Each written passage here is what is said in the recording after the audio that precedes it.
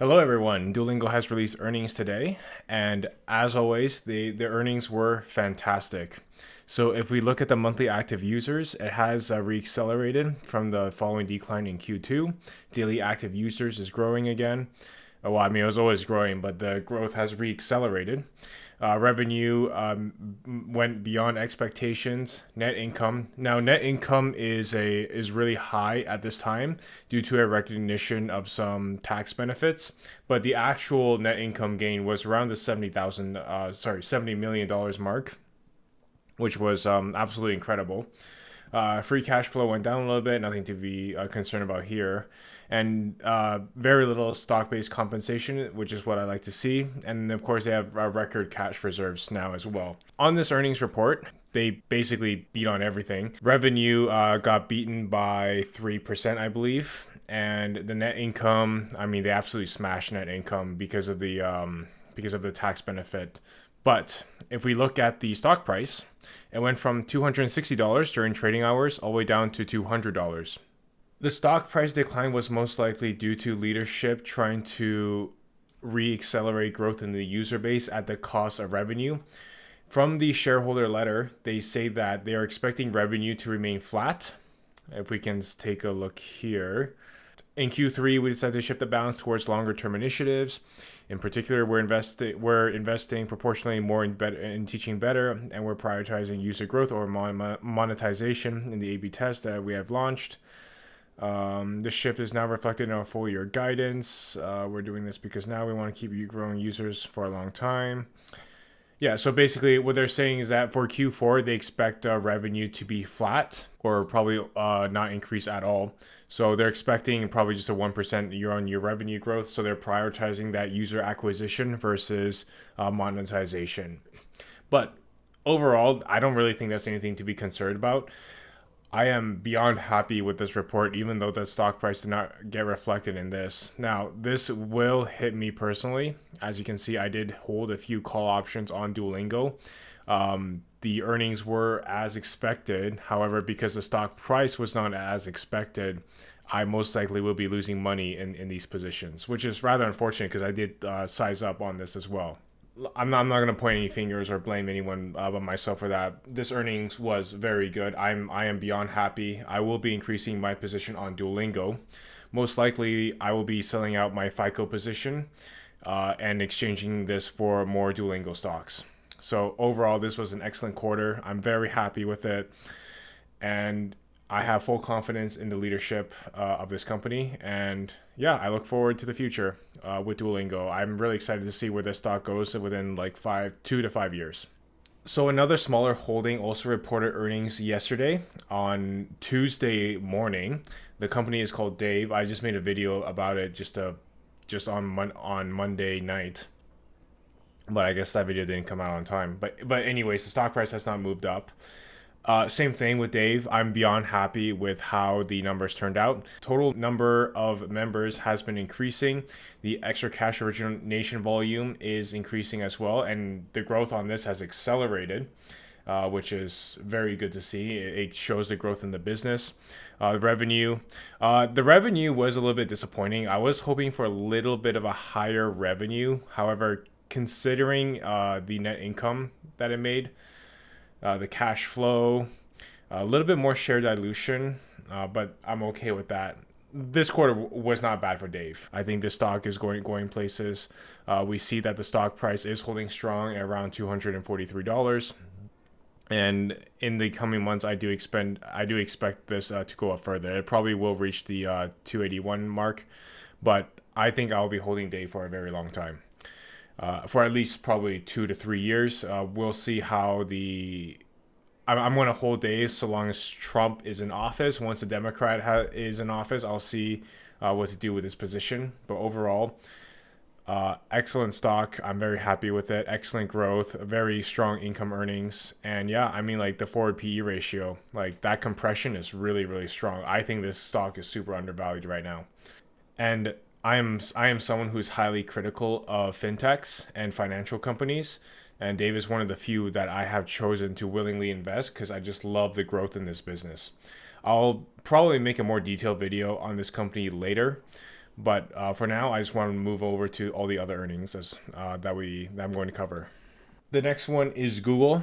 I don't really think I have to go much into Google, but as expected, Google has performed spectacularly. Its Q3 revenue, I think for the first time in a very long time, or first time ever, where Q3 beat its Q4 revenue, and typically the Q4 revenue is much higher. Google is currently trading at a stock price of $284 right now. I think this is going to go over $300 possibly before the year ends.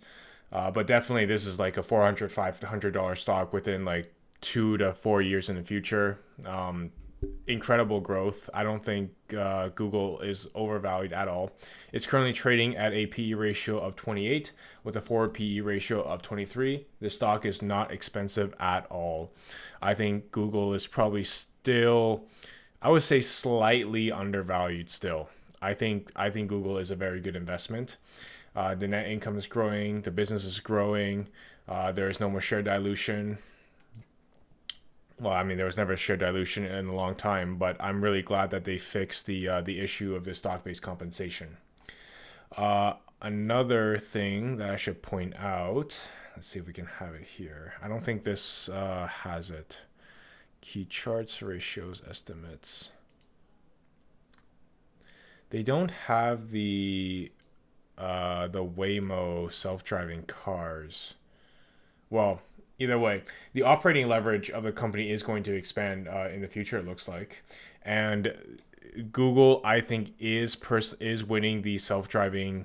It is winning the robotaxi wars. I think they currently are ahead of Tesla, and I actually made a recent sale in my TFSA where I got rid of all my Tesla stock.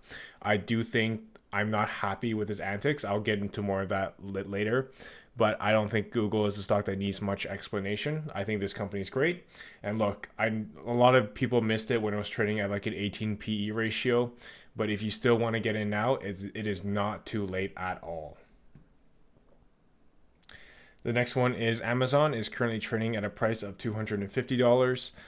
It did gap up during earnings just a little bit by a modest amount, and then it received another boost from its partnership with OpenAI. And again, you can see that the AWS growth has reaccelerated. The revenue is increasing. Net income, like this net income is only going to keep going up in the future. I don't think much has to be said for Amazon. The one problem I do have with Amazon is that they are one of the few mega caps that's still increasing their share count. I really do want to see them do more buybacks. I don't really think. I really hate share dilution. Let's just say it this way. I really hope that they will fix this in the future. But again, no real complaints with Amazon. I think Amazon is doing very well. And of course, right? Like AWS is still facing very strong growth. It's growing organically. And the last topic for this video is I want to discuss on why I sold out of Tesla. Tesla is a stock that I held for a while. I did buy a lot of it when I was trading around like $200. There are two reasons why I have recently sold out of my Tesla shares. The first reason is because of the high PE ratio and the lack of growth in its fundamentals relative to its stock price. So the stock price is trading near very close to all-time highs, but the fundamentals of this company is not improving. In fact, Tesla is facing more and more competition from Waymo every single day. I really wanted Tesla to win. I did not think that Waymo did have a superior product because I did understand the costs associated with Waymo versus Tesla with its vision only. However, from the real world examples that I've seen so far, I do think Waymo is going to win the robotaxi wars in the short term. I do believe, like, Tesla still has a chance, don't get me wrong, but I think that Google is just so much of a safer bet right now. And the vision systems, they might keep up with one another. I don't think Tesla has that advantage with vision only. I think Musk was just too confident and too arrogant in his regard to his vision only approach. And I think that's why we're seeing some of the increased accidents with Tesla's robotaxis. Meanwhile, Waymo, for the most part, can ride autonomously. And again, no real improvement in its fundamentals. The vehicle deliveries, for the most part, has been kind of flat. The revenue Of course, the most recent quarter it has increased due to the everyone making their last minute purchases because the EV tax credits are going to go. But most likely, there is a strong chance that this will decline in the future. And again, the story with Tesla is the robo taxis, and possibly even the robots.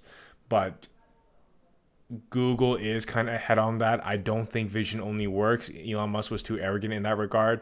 And, in terms of the robot, right now, all he's doing is just selling a story. I do hope Tesla, works out. I know a lot of retail investors are invested into the stock. But in my personal opinion, I think the biggest risk to Tesla is not Elon Musk. It is the retail investors. It is the retail investors who just blindly votes in favor of whatever Elon Musk says. I do think that this company can survive with Elon Musk. Well, sorry, without him. But that vision is very difficult for other people to see. But I myself can personally see it.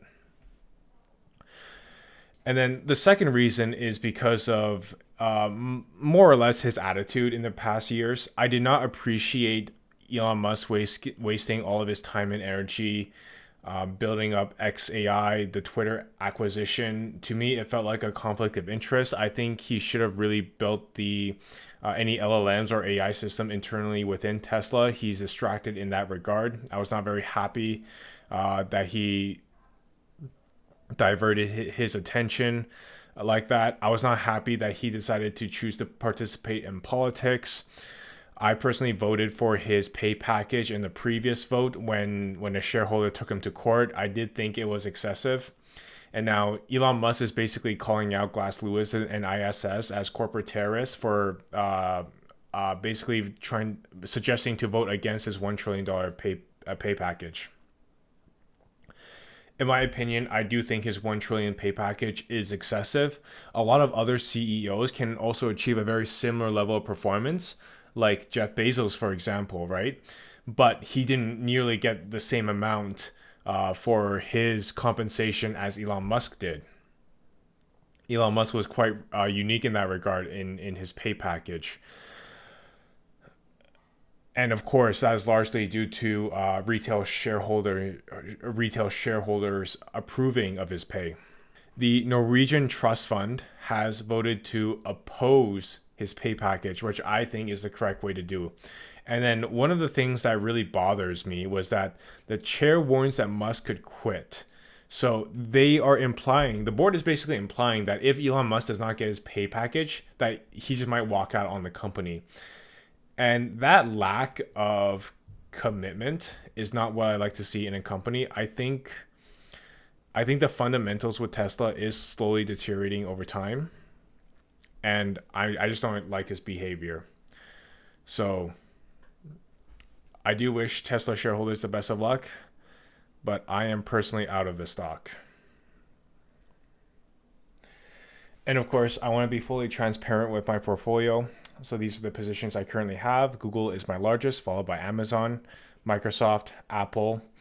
And the adjustments I will be making is FICO. I most likely will be selling out of this stock. In terms of the performance of FICO during their earnings call, they slightly beat on earnings. It wasn't anything too impressive. They were pretty much in line. But for FICO, I do see more opportunity in both Dave and Duolingo, possibly even Meta. I might even be looking to increase my Meta position. I recently just took this position not too long ago, actually, when Trump declared his tariffs. It was a very small position. I may look to increase it, but